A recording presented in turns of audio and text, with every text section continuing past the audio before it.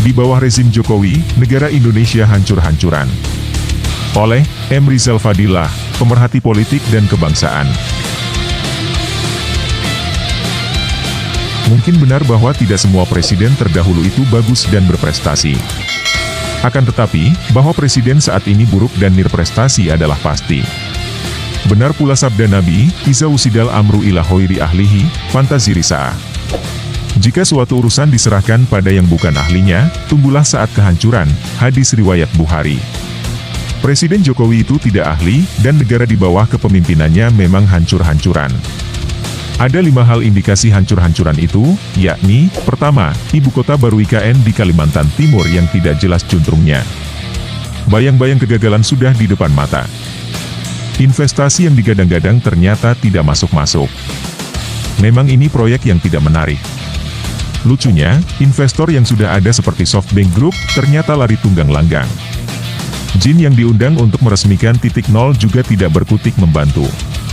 Anggaran 466 triliun yang awal dicanangkan, dipastikan membengkak.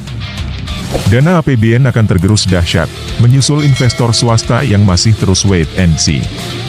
Kedua, kereta cepat Cina Jakarta-Bandung. Cost overrun meningkat. Pemerintah Jokowi yang awalnya heroik tidak akan menyentuh APBN untuk membiayai proyek ini, kini terkulai lemas harus mengemis pada Cina untuk menurunkan bunga beban. Luhut si jago omong tertekan syarat Cina untuk jaminan penggunaan APBN. Duta Cina itu kini diinjak Cina. Ketiga, hancur dalam penghargaan HAM. Kasus pelanggaran HAM berat KM50 terus menggantung.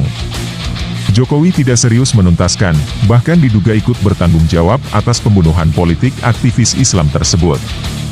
Sebaliknya, kasus PKI tahun 1965 hingga 1966 justru dimuliakan dengan Kepres dan Inpres.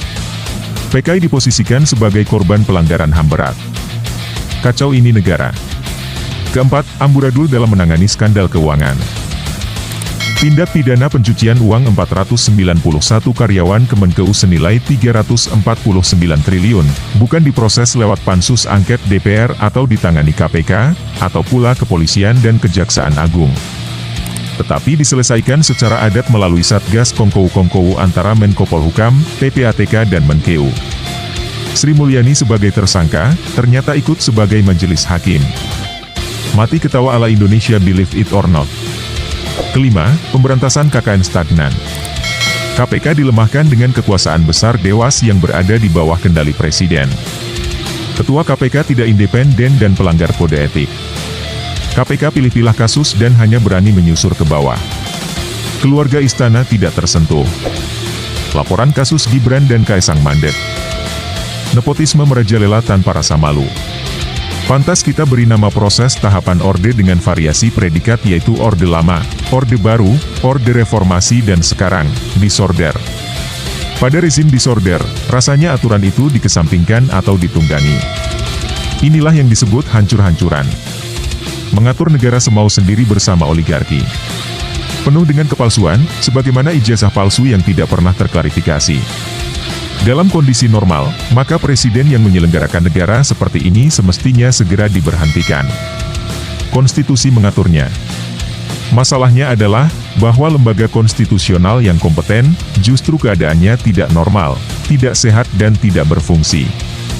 Apakah itu MPR, MK, ataupun DPR, termasuk partai politik? Jadi kita hanya bisa melihat dan merasakan terjadinya negara hancur-hancuran itu, bergerak terus untuk menghancurkan entitas dirinya. Menunggu Tuhan menunjukkan kekuasaan absolut, untuk membantu perjuangan tentara-tentaranya.